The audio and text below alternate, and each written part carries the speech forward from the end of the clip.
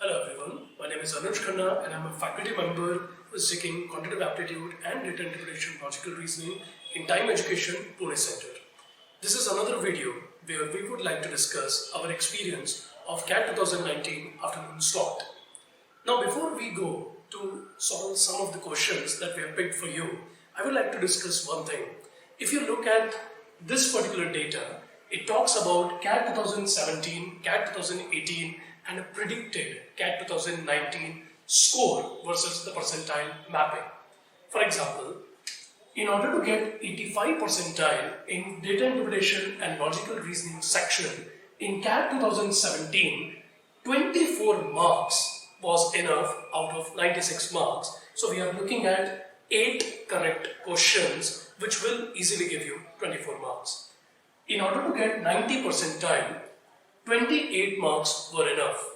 And in order to get 95 percentile, 33 marks, which is 11 correct answers, were enough. If you look at CAT 2018 data, there is not much deviation as compared to CAT 2017. Hardly 1 mark and 2 mark changes are present in order to achieve 85, 90 and 95 percentile.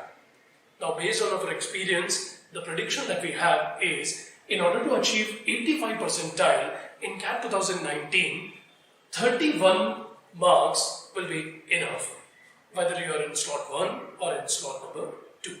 Similarly, 35 and 40 marks will be good enough to fetch 90 and 95 percentile in CAT 2019. But the more important thing in data interpretation and logical reasoning is how exactly you need to pick the case weights and in what time you are supposed to be solving them. So what we have done in this particular video is we have selected 4 very simple case weight of the afternoon slot of CAT 2019, which will be enough to fetch these percentiles if you concentrate a little bit. Now please go through this particular caselet. You can pause your screen and read the given instruction. And let me just give you a brief about this particular question while you are looking at this. In this particular question, they have given you 3 columns and 3 rows. They have said that in each row and each column, there will be a total of 9 pouches evenly distributed. And also there is one table given, as you can see here. There is a table given to you. This table is talking about the minimum and the maximum number of coins kept in any pouch out of the 3 pouch. Say for an example, in fact they have given you this thing as an example also, that among the 3 pouches kept in the second of the minimum amount in the pouches. So we are looking at the second column of the first row, and we can see the minimum amount is 6 and the maximum amount is 8. Now in order to solve this particular question, the very first thing that we are supposed to be doing is looking at the questions, because if the questions are straight away and direct, then only we should pick up this caselet.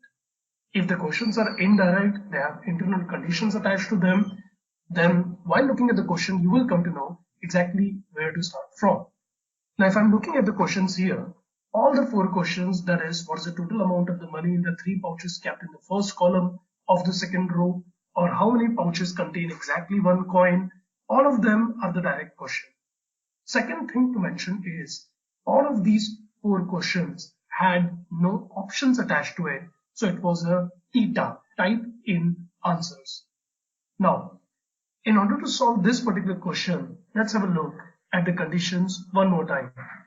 First thing is, they had given us this row and column wise distribution, which we are taking table where it is mentioned what is the minimum number of coin kept in any of the pouch in that particular row and that particular column.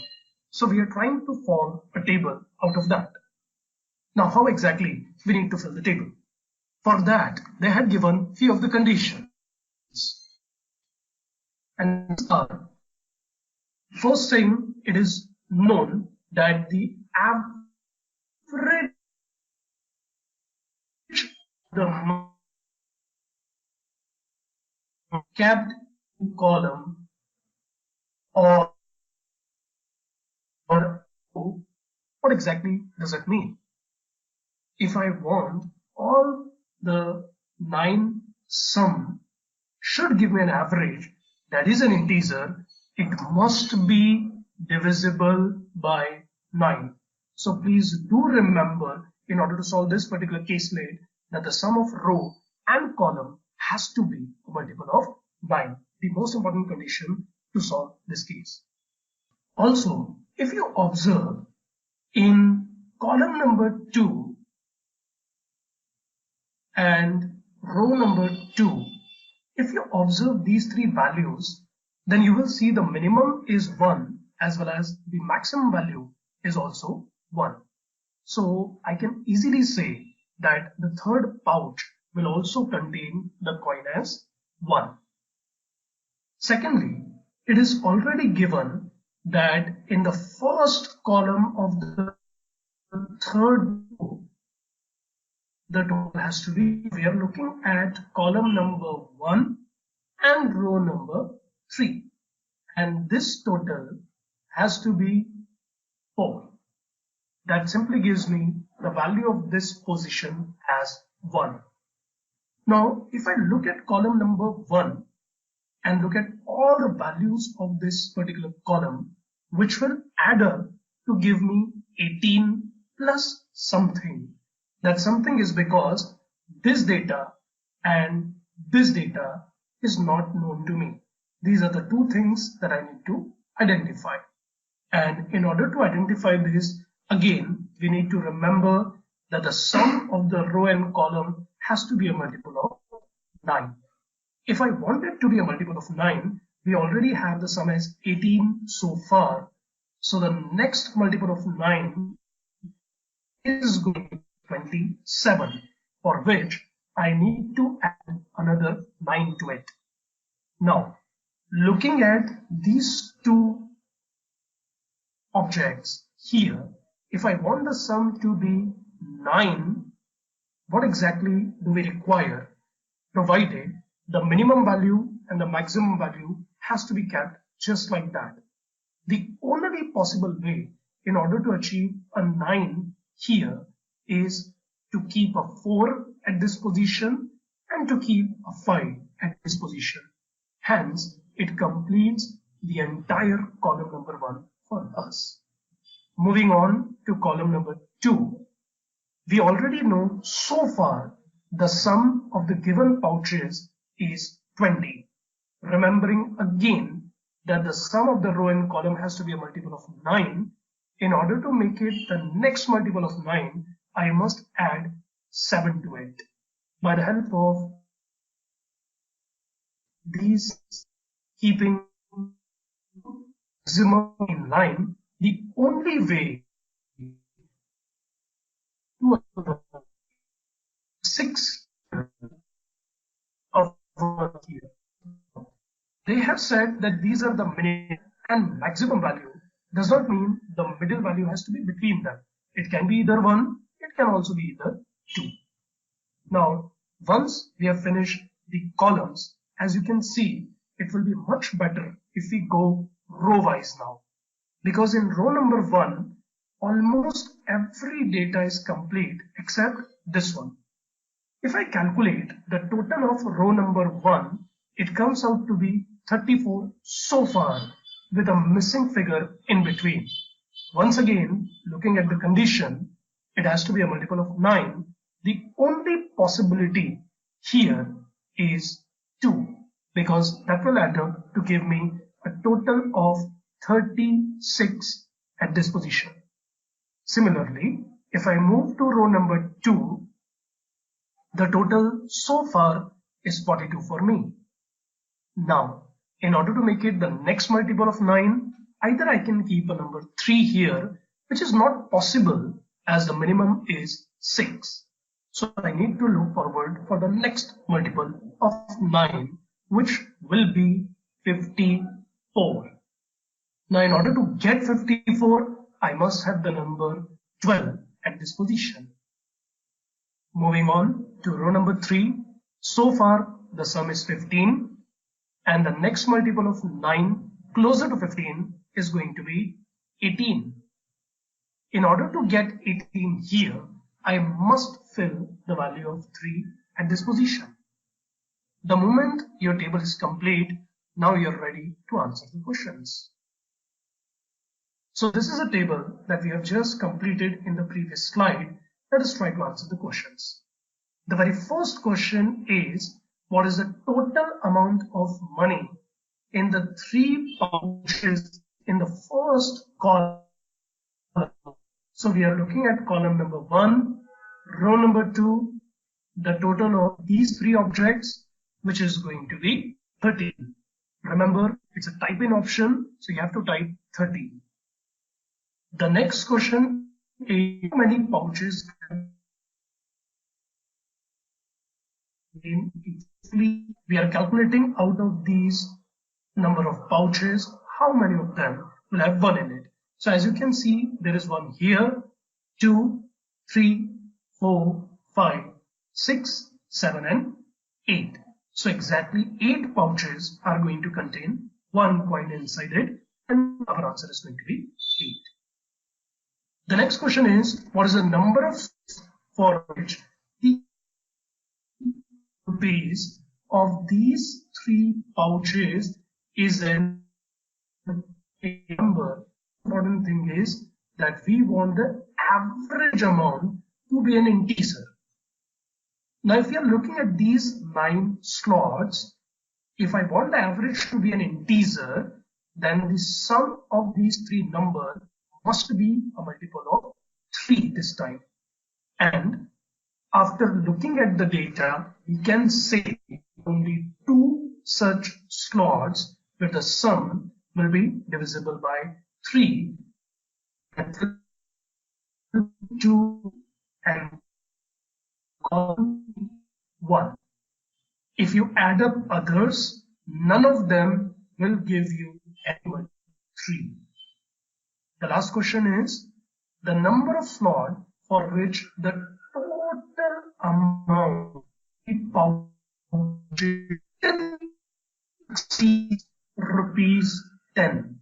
That means even rupees 10 is not an acceptable answer. For example, as you can see here, the sum is 10, but that will not be the part of our answer. So if we are exceeding rupees 10, there will be 1 pouch here, another pouch here, and the third pouch is going to be here, which will give us a very simple answer at 3.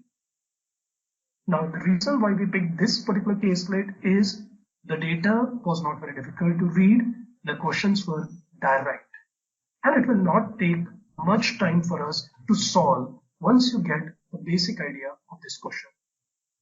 Moving on to the next caselet. This is the next caselet. Please pause your screen and you can read this caselet entirely. Now let me tell you the basic of this particular caselet. There are 6 languages given to you, as you can see, from Arabic, Chinese, Dutch, English, French and Basque. There are 5 people who can speak these languages. What you have to do is, you have to form team 1, 2 and 3. And every team is either going to have 2 or 3 members, whether there will be 2 members or 3 members. Also, it is given that the team is said to speak a particular language if at least one of its members speak that language. Now, the point that you have to remember along with this caselet, which when I was solving CAT examination, I found many people will be wasting a lot of time in forming the teams, and they will not look at the questions, which is the main agenda. Your main agenda in these kind of cases is just to get the answer. When I was going through the question, this is what I found, and I would like to share the same with everyone. When I which was asking, who among the following 4 is not a member of team 2? Now, if I look at this particular condition where it is given team at this particular person who is speaking, and if I go through condition number 3, it says that English and Chinese are spoken by all three teams, Basque and French by exactly 2 teams, and the other languages means Arabic and Dutch is spoken by actually 1 team.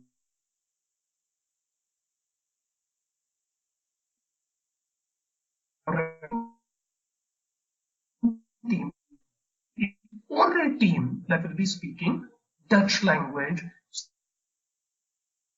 So we'll get a simple answer as 4. Now if I look at the next condition, who among the following 4 people is a part of exactly 2 teams? Again, if I look at these 4 people,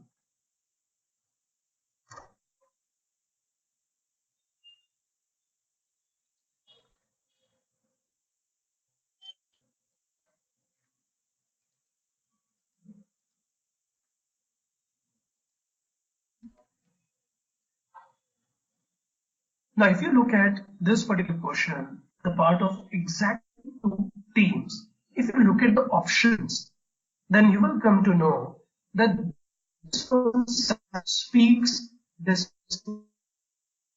and that this 2 teams, and he is the only one who's speaking this language. That is why he has to be the part of exactly 2 teams. At the same time, we also come to know one more thing. If he is a part of exactly 2 teams, the other members will be either the part of only 1 team or it is given what is 1 is Arabic, and Arabic is spoken by exactly 1 team. That means Robert will be the part of only 1 team. This guy who is speaking Dutch is in team number that is spoken by will also be the part of 1 single team. Now about Paula and Sally, it is given here that they is of 2 teams. That means Paula must be a part of, must be there according to the options, which by the way will become the answer of our next question.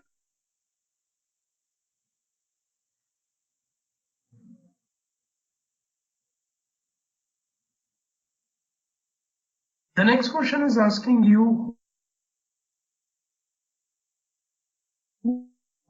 the answer is going to be Paula. Now moving on of this particular, apart from Chinese and English, which languages are spoken by team number 1? They have already given you the biggest hint. Is 1. What languages Robert is speaking? Arabic and French. So the simple answer is going to be Arabic and French. Anybody who has looked at the questions before making the different cases of this particular caselet can easily solve this particular case in 5 to 6 minutes max to max. That is why this question was supposed to be done in the CAT examination. Now moving on to the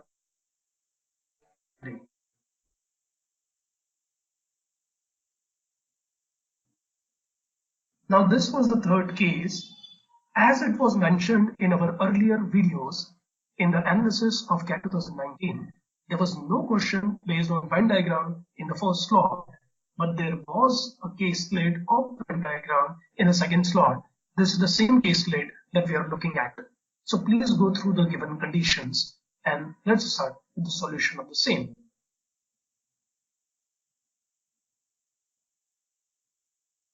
given in this particular case is that the students are discussing two proposals, proposal number A and proposal number B. A student does not,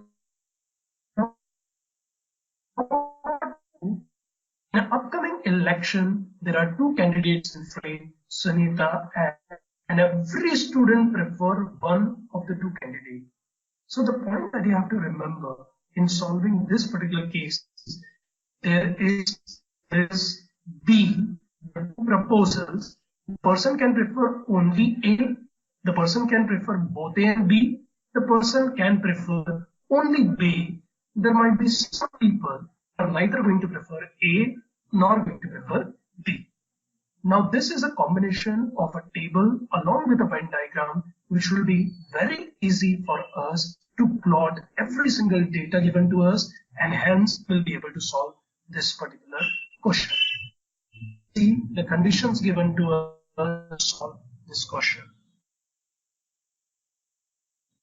250 students who supported proposal A and 250 students supported proposal B. So there are 250 people for A, there are 250 people for B. Next condition says that among the 200 students who preferred Sunita as a student union president, that means there are 200 people who are preferring Sunita and the remaining 300 will be going for Ragini. Here you need to remember that all the 500 people are going to prefer at least one of Sunita or Ragini. That is why we are getting 200 and 300 here. Now, how to fill in the remaining data? What we are going to do is we will pick the data from the given condition, which is definitely a fixed data.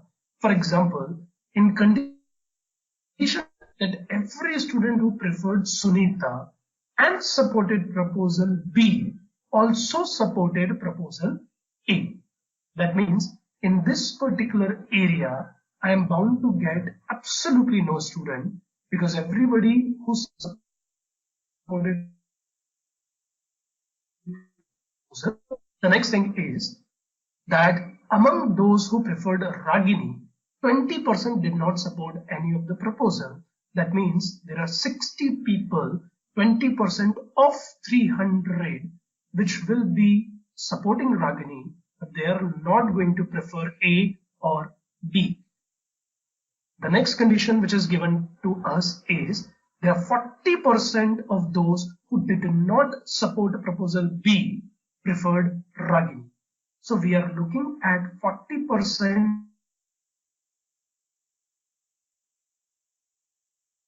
or 40% of 250 because there are 250 support. 40% of this means 100 students are going to prefer Ragini, but they are not going to support proposal B. Out of these 100, we have already got 60 people. They don't support B, but they prefer Ragini. The remaining 40 people will automatically come in this section because they are not going to support B, but they will prefer Ragini. The next data which we are going to use is this. 20% of those who supported proposal B preferred Sunita. So 20% of this 50, they preferred Sunita.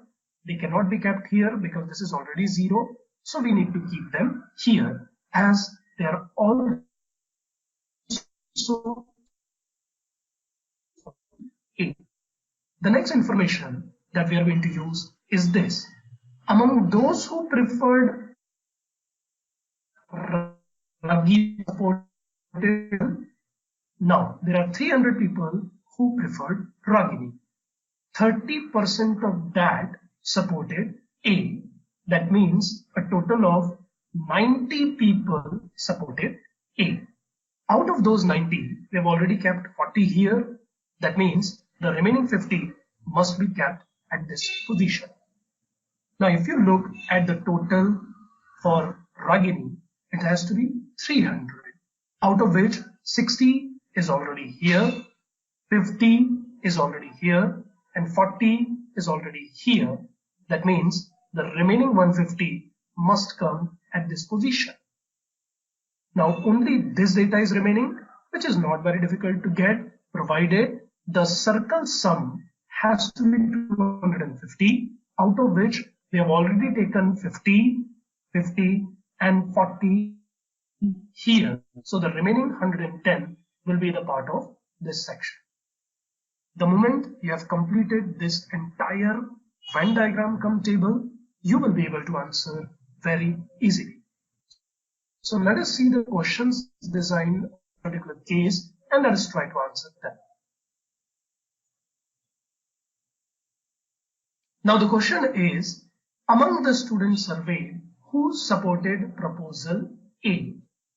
So among the students surveyed who supported proposal A, that means 250 students, what percentages of the student preferred Sunita?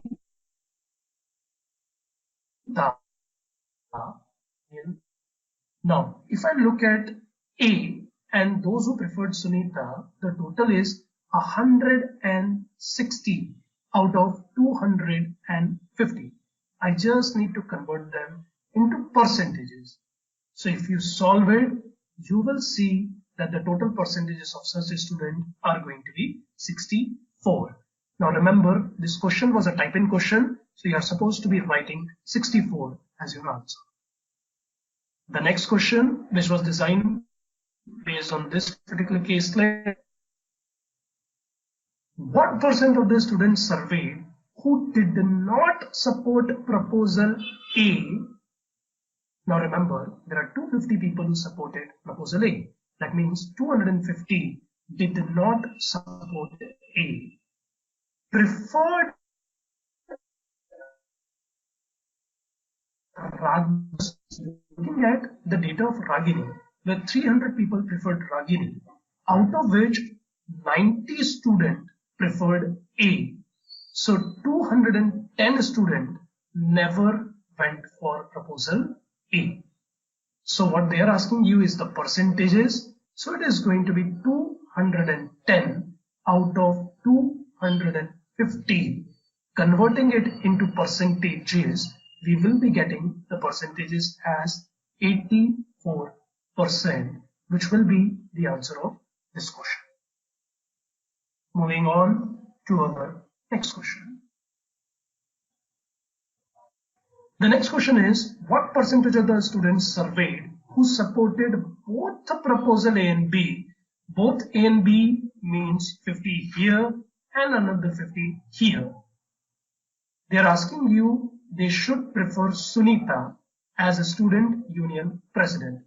Now, out of these people who are going to support both proposal A and B, as you can see, 50% of them went for Sunita and 50% of them went for Ragini. So the simple answer of this question is going to be 50%, half and half. The next question, how many of the students surveyed supported the proposal B? They should support proposal A.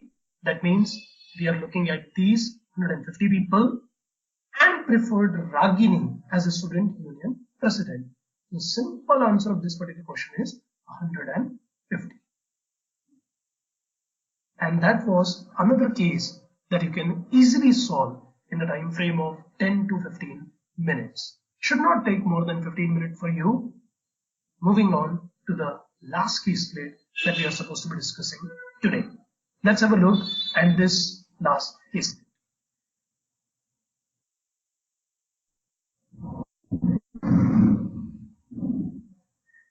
Now, as you can see, this is a question of data interpretation, and some data is given to you where they have explained exactly what these dotted lines are, and these dotted lines are.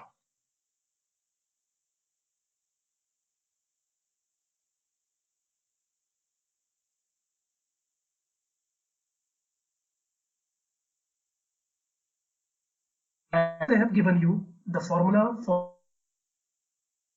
profit, which is very easy because we already know what is the meaning of profit and what is profit percentages. So you don't actually repeat this formula. Now, the first thing when you get these kind of cases, in order to get the faster answer is immediately try to convert this particular graph in the format of a table.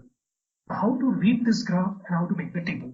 Let me give you an example of 2016, which is represented by a blue line. As you can see for the electronic section, the blue line is the outermost orbit, which represents, that means out of the revenue of 2016, 50% is from the electronics department. If I continue this blue line, it is touching for the produce. Remember, the innermost is 10%, so obviously this will be 20, this is going to be 30%. That means out of the total revenue of 2016, 30% will belong to the produce. So automatically remaining 20% we get clothing, as you can see here. You can complete the entire table just by looking at this particular graph. Similarly, if I try to make another table and another graph for the cost, this is how the table is going to look like. So just pause your screen and check. Are you able to match up with the values which we have presented in the table with the given data? Is it comfortable for you to read this particular data? Once you have converted the entire data into these two tables, then starts the real question, because there are certain more conditions given to you. Please remember, in this question so far, we don't know the total value of the revenue and the total value of cost. But if you look at the next conditions, which goes a particular way, that the percent profit for the store in 2016 was 100%. What exactly does that mean? We can understand this particular condition in this way. Let us assume that the total cost of 2016 is 100 rupees. Then in order to achieve 100 profit, my revenue in that particular year must be 200. Please remember, these are the values which are not given in the case, but we are assuming values here. The next question is, the next condition is the store revenue doubled from 2017. So the revenue is 200 here. Next year, the revenue is going to become 400. Also, it is given that the cost doubled into 2018. So if the cost is 100 here, in 2018, the cost is going to become double of that. For the next condition that we are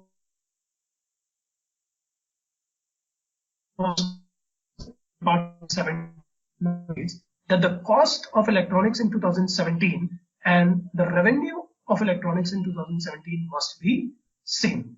Now we don't know the cost of 2017 here, but we already know the revenue of 2017. So calculating 30% of that, which will come out to be 120, we can say that this data should be 120. Now this one should be 40% of the total cost. So by the help of which we can calculate the total cost, which will come out to be 300.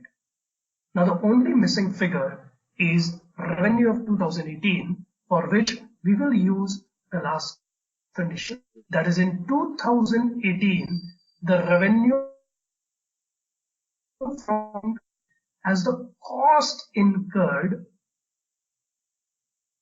in the produce. Remember, we already know the cost of 2018, which is 200. In the produce, 50% of the cost is incurred, which is a value of 100. That means in 2018 clothing, the revenue should match up this figure. So it is again going to be 100, which should be 40% of the total, which will give me the total of the revenue as 250. The moment you're done with this entire table, you have all the values, you are ready to go ahead and answer the questions. The questions which they were asking you was, the very first question was, what was the percent profit in the store in year 2018? So if you are looking at 2018 and the percentages profit, for which I require two things, that is the cost and the revenue. So as you can see, the cost is 200 here and the revenue is 250. That means the profit percentages is going to be 25%. We can just use the formula for the profit percent in order to calculate this. So I would consider this as a very simple question. Moving on to the second question. The second question was asking you, what is the ratio of the revenue which is generated from the produce department that in 2018. So we are looking at the revenue for the produce in 2017 and 2018. We already know the total values. We already know what percentages are there. Now, if I calculate the revenue, it will come out to be 160, which is 40% of 400. And in 2018, it will come out to be 100, which is 40% of 250. So the ratio of these two items are going to be 8, which is our answer option 1.